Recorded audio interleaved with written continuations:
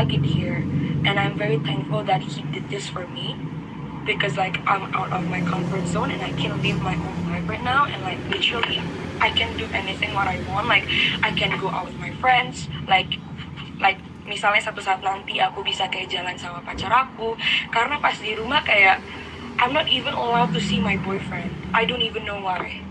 Aku juga nggak tahu kenapa aku nggak boleh ketemu sama pacar aku, dan tiap kali pacar aku pengen ngajakin aku keluar, mama aku selalu bilang nggak boleh, di rumah aja, sedangkan aku juga pengen meluangkan waktu-waktu aku buat pacar aku. Ngerti nggak sih maksud aku? Kayak misalnya like you and me are having a relationship, and then like we wanted to go out misalnya for a month anniversary, misalnya kayak udah 6 bulan dan kita pengen ngerayain month anniversary itu, dan kayak nggak boleh keluar. Ngerti nggak sih? And it makes me sad and makes him also sad. Like he literally always cry, kayak kenapa sih kayak mama kamu nggak ngebolehin kita keluar? Dan aku juga bilang, aku juga bingung, karena like I always told him, if you wanna go out with me, you need to take a permission to my mother first, and then like you can ask me out. You understand what I mean? Karena kayak dia ngatur hidup aku di Jakarta kayak literally my mother. Like I cannot even live my own life. Kayak misalnya aku mau kesini nggak boleh, kayak misalnya aku kesini nggak boleh, dan selalu ditemenin sama mbak, selalu ditemenin sama. Kan gue udah, hatinya udah lega gitu, udah bisa berpikir dengan tenang ya. Kalau menurut gue, anak gue yang ini, yang perempuan ini, dia tuh berontak sama dirinya karena dia dapat perlakuan yang berbeda dengan adiknya. Kenapa gue membedakan Lowly dengan adik-adiknya? Pertama, adiknya laki-laki, Lowly adalah perempuan. Anak gue yang pertama ini memang pengennya tuh bebas seperti anak-anak pada umumnya gitu kan. Maksudnya anak-anak pada umumnya tuh kayak dia lihat temen-temennya kalau pergi kemana nggak harus diantar sama pembantu atau suster gitu kan. Nah, karena gue punya anak satu sematawayang perempuan dan sudah mens alias haid, itu kan berarti dia sudah bisa mengandung seorang anak, dia bisa mengandung janin di dalam perutnya. Nah, punya anak perempuan dengan punya anak laki-laki itu kekhawatirannya tuh beda banget ya kan. Gue waktu anak gue pertama kali dapat mens aja, itu gue bawa ke rumah sakit, waktu itu ke Brawijaya. Gue antara itu dia mens atau dia kenapa-napa, ternyata itu pasti cek sama dokter, ternyata itu mens hari pertama gitu kan. Oke, lega gitu. Nah, dari situ karena gue tahu pergaulan di Jakarta ini seheboh apa, seburuk apa, sebobrok apa gitu kan, jadi anak itu memang buat treat itu ketat sekali gitu. Kayak dia mau pacaran sama anaknya Mami Ola ya, kalau Mami Ola nonton juga mungkin boleh tanya ke Mami Ola, itu pasti ada suster yang ikut satu gitu. Nah, dia itu tidak mau gitu. Jadi ya gue tuh selalu bilang sama anak gue, kalau kamu mau bebas, kamu mau begini, kamu mau begitu gitu ya, tunggu kamu cukup umurnya. Kalau kamu udah cukup umurnya, let's say 20 tahun, kamu sudah bisa mencari uang sendiri, kamu punya kehidupan sendiri, ya terserah kamu mau ngapain aja. Sebagai orang tua, Mimi cuma bisa mensupport aja. Kalau memang Mimi bisa bantu, ya Mimi akan bantu. Tapi kalau tidak, ya Mimi akan bilang tidak. Karena 20 tahun itu adalah umur dimana orang itu sudah dewasa dan sudah mengerti akan apa sih dunia ini, apa sih konsekuensinya kalau kita pacaran terlalu bebas, apa sih ya gini-gini gitu loh. Nah, dia itu kebanyakan, ya mungkin salah di gue juga, karena gue pernah menyekolahkan dia di international school, terus di pesantren, di mana gitu kan. Jadi dia lihat beberapa anak yang dibiarin aja sama orang tuanya gitu. Karena kalau gue tuh nggak bisa gitu, nggak mau anak gue tuh terjadi apa-apa. Gue nauzubillah min dzalik ya coy ya, gue itu tidak pernah hamil di luar nikah. Di keluarga Nikita Mirzani itu tidak ada satu orang pun perempuan yang hamil di luar nikah, apalagi hilang perawannya pas masih muda. Tidak, gue aja yang kata netizen gue orangnya nakal lah, berarukan lah, bebas. Tapi saat gue kehilangan perawan gue itu adalah ketika gue menikah dengan mantan suami yang pertama gitu. Jadi itu gue menjunjung tinggi banget, karena mungkin gue Padang plus Betawi kali ya. Jadi emang buat keluarga kita, kehormatan perempuan itu adalah nomor satu. Ketika lu sudah menikah, nanti lu bercerai, lu mau berarukan, itu udah terserah lu, kan dosa udah lu yang nanggung nih, ya kan? Gitu. Tapi ketika tahu akhirnya kakak meluapkan semua unek-uneknya di sosial, enggak semua, maksudnya gini ya, ada yang benar dan ada yang terserah dia ngomong apa. Gitu. Nggak tahu, mungkin dia mungkin gini. Di rumah ini banyak sekali peraturan yang harus dijalani ya.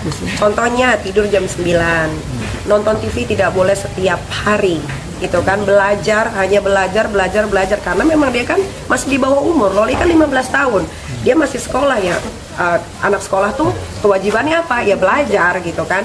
Nah jadi mungkin dengan peraturan yang di rumah ini dia tidak bisa ikutin gitu kan pas dia beranjak umur 13 tahun gitu kan. Jadi ya dia punya dunianya sendiri gitu. Tapi kan balik lagi as a parent ngasih tahu yang benar. Mungkin gue tidak menjadi ibu single mother yang sempurna gitu, tapi gue selalu pengen anak-anak gue itu ya gue didik dengan sebaik mungkin gitu. Karena kan kalau lihat berita ya, anak umur 13 tahun hamil gitu kan, anak umur 13 tahun diperkosa gitu kan. Gue tuh teriang-iang gitu di otak gue, jangan sampai pergaulan bebas ini terjadi sama anak gue yang perempuan gitu. Kalau anak laki-laki gue mah umur 17 juga mungkin udah gue lepas gitu, karena dia tidak akan hamil. Mungkin dia hamilin anak orang iya, tapi kan maksudnya rasanya beda gitu kan. Kalau anak perempuan hamil terus tiba-tiba terjadi sama seperti yang gue alami gitu kan, apa nggak mau gorok leher gue gitu. Nah makanya kenapa gue seketat itu sama Loli. Tapi kan Loli juga mengakui di video itu bahwa dia dipukul pun karena dia bersalah. Ya kan, kalau kalian cek lagi dia kan ngomong, iya aku pernah dipukul tapi karena aku salah. Nah itu kan dia udah mengakui. Tapi sempat kakak kan cerita perihal juga pendidikan pun mami juga ikut. Iya kan, dia kan pendidikan pun dia ngaku bahwa dia berangkat ke sana pun itu biaya dari miminya. Nah berarti kan tanggung jawabnya gue sebagai seorang ibu sudah terpenuhi gitu. Apalagi yang mau dibicarakan, apalagi yang mau, kan netizen pada ngebully, oh ibu-ibu mukul anak. Tidak ada di dunia ini anak yang belum pernah dipukul. Siapa? Gue aja pernah kok digebok sama bokap gue. Ya kan, gue pernah digebok sama bokap gue pernah ditendang, gue pernah dipukul pakai gesper gitu.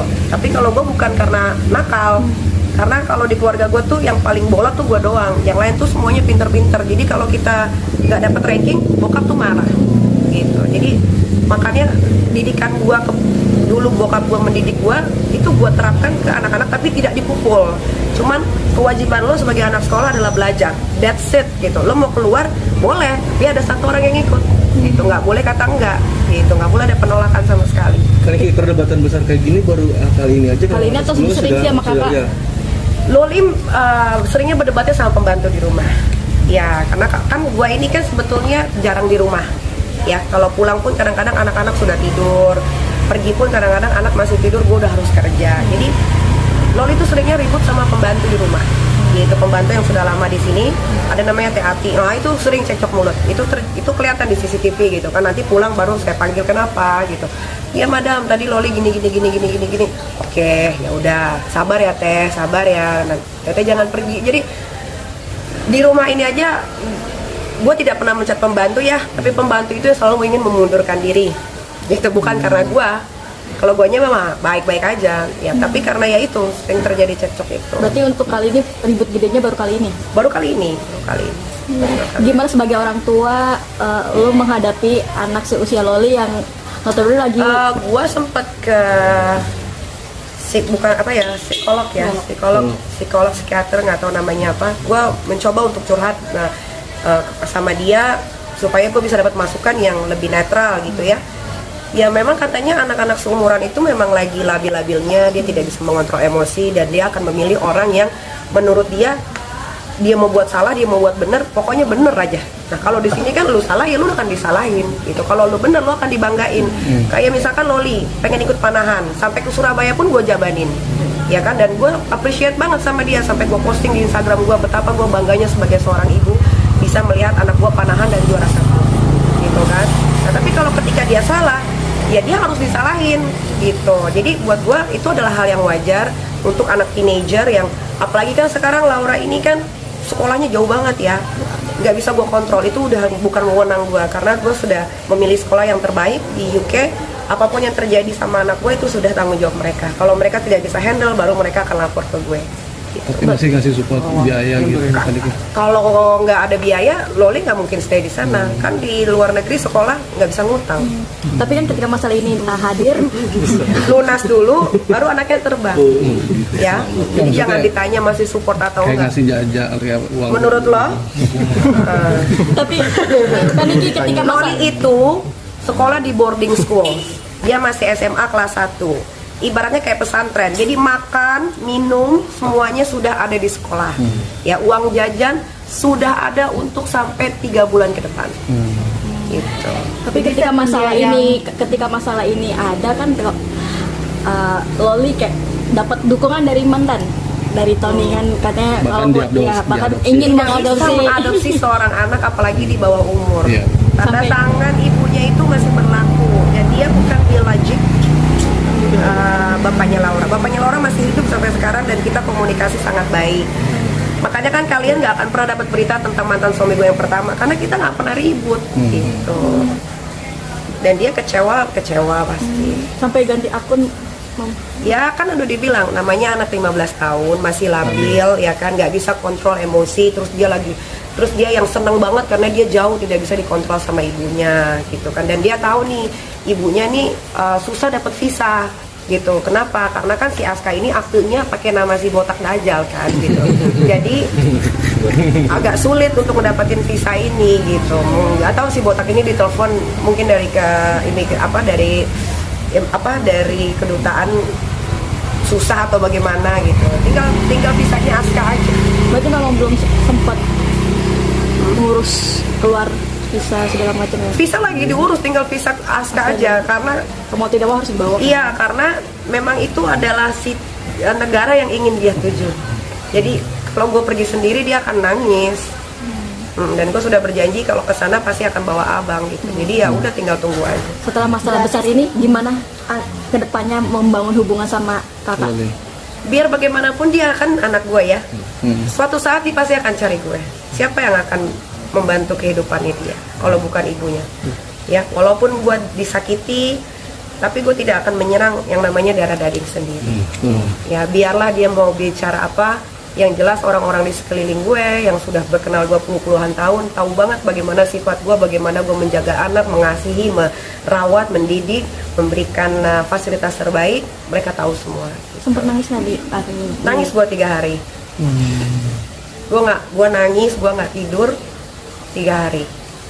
Gitu. Mikirin kakak. Iya, iyalah mikirin anak gue lah, gila anak 9. Gue itu lahir normal itu Loli. Jadi kalau gue ingat-ingat tuh sakitnya tuh berasa gitu sampai sekarang karena lahiran normal tuh nggak kayak sesar ya. Kalau sesar itu kan lo tinggal disuntik masuk ruang operasi gitu. Loli itu gue lahirin tuh secara normal gitu. Jadi setiap pembukaan 1, 2, 3, 4, 5 gitu tuh rasa sakit itu luar biasa gitu. Dan alhamdulillah waktu lahiran Loli gue masih didampingin sama mantan suami gitu. Gak kayak yang kedua, ketiga ini gitu. Jadi kalau dibilang sempet nangis sampai sekarang pun kalau gue mikirin itu gue kayak apa ya kekurangan gue gitu, apa ya dosa gue gitu, kok anakku gitu ya gitu. Tapi ya itulah namanya hidup ya, kan nggak pernah tahu depannya kayak gimana. Tapi gimana pun anak gue, ya dia tetap anak gue gitu. Suatu saat dia pasti akan cari gue gitu. Karena sebetulnya itu anak tahu seberapa sayangnya dan care-nya. Mungkin karena dikekang jadi berontak gitu kan. Gue nggak tahu, gue cuma pengen menjaga apa yang masih bisa gue jaga gitu. Jangan sampai ya gue nggak mau anak gue kelak nanti ketika punya suami dapat perlakuan hal yang sama seperti ibunya. Gue nggak mau kayak gitu. Makanya setiap dia pacaran atau dia punya pacar gitu, gue tuh selalu pengen sini mana pacarnya,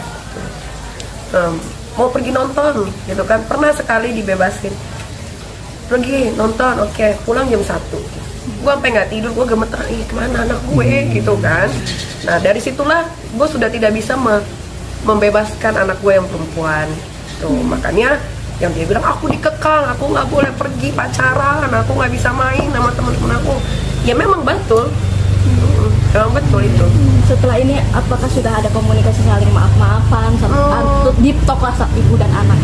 Kalau itu pasti, walaupun anak gue bagaimanapun waktu itu sempat gue WhatsApp gitu, gimana keadaannya, bagaimana sekolahnya gitu kan. Tapi gue sekarang lebih banyak bicara dengan gurunya, karena ya itu tadi, karena dia masih labil, dia masih bersikeras. Gue enak dari Mimi jauh, jadi dia masih keras hatinya nggak ada orang terdekat yang menemani kakak Loli di sana, mungkin selain sekolah ya? Nggak ada dong, itu kan Mungkin ada teman yang di UK nggak ada. bantu pantau. Dia nitip untuk mantau gitu misalkan. Nggak ada, nggak boleh. Gimana gitu? Jadi emang dia benar-benar anak Indonesia satu-satunya semata wayang di situ. Nggak ada. Jadi dia tuh sekolah bukan di city-nya UK. Jadi dari UK turun di bandara, naik train sekitar 2-3 jam, 3 jam kalau nggak salah. Turun dari train, naik lagi taksi sekitar 10-15 menit. Berarti terakhir nih, penegasan artinya komunikasi masih belum lancar ya? Bukan belum lancar, tapi memang gimana ya tadi gue bilang, itu anak Masih lagi punya seseorang yang apa yang dia lakukan salah dibener-benerin aja gitu. Jadi ya nggak apa-apa, makanya biar aja seiring berjalannya waktu, nanti kan akan ada waktunya dia bakal ngubungin gue sih 24 jam anytime selalu ada. Jangankan sama anak sendiri, sama anak orang aja gue sayangnya kayak apa, kan? Apa mau disampaikan buat kakak Loli? Buat kakak Loli kan selalu, gue tuh nggak usah diucapin kalau gue lagi WhatsAppan, kalau gue lagi sholat berdoa gitu ya. Ya gue cuma pengen biar dia selalu dalam lindungan Allah, biar dia sekolahnya rajin, bisa membanggakan gitu kan. Karena gue juga gimana ya, seneng lah gitu kalau punya anak yang udah sekolah jauh terus pulang bisa membawa hasil gitu kan. Jadi gue sebagai seorang ibu yang single parent juga kerja walaupun tertati-tati ya, kalau hampir mau mati gue kadang-kadang tuh ya, kadang-kadang udah lemes tapi tetap harus kerja gitu ya. Ya apa ya, ya pokoknya buat kakak Loli sekolah yang rajin di sana, anytime Loli butuh Mimi ada di sini. Pokoknya nggak akan pernah kekurangan satu apapun. Terus buat netizen ya nggak usah kasihanin anak yang berada. Loli itu bukan anak kekurangan, Loli itu bukan anak gembel ya yang harus dikasihanin gitu kan. Kasihaninlah sama anak-anak di pinggir jalan, panti asuhan yang emang bener-bener disia-siain sama orang tuanya gitu. Kalau Loli kan nggak disia-siain. Kalau disia-siain mungkin dia udah jadi anak pangrok di daerah TV ya kan. Nah itu. Jadi ya kalau komen juga gue tuh sedih gitu. Ada judul dari teman-teman wartawan, Nikita ibu yang kejam gitu. Mungkin kalau kejam anak gue udah babak belur kali. Dia aja nggak ada bekas-bekas luka sama sekali di badannya gitu kan. Ya itu aja sih. Mungkin tegas kalian mam sebagai orang tua, mungkin tegas ya. Ya kalau marah sama anak yang udah gede, Loli kan teenager. Marahnya sama anak yang teenager sama anak kecil kan beda. Ya itu dia nggak bisa beda-bedain gitu. Oke.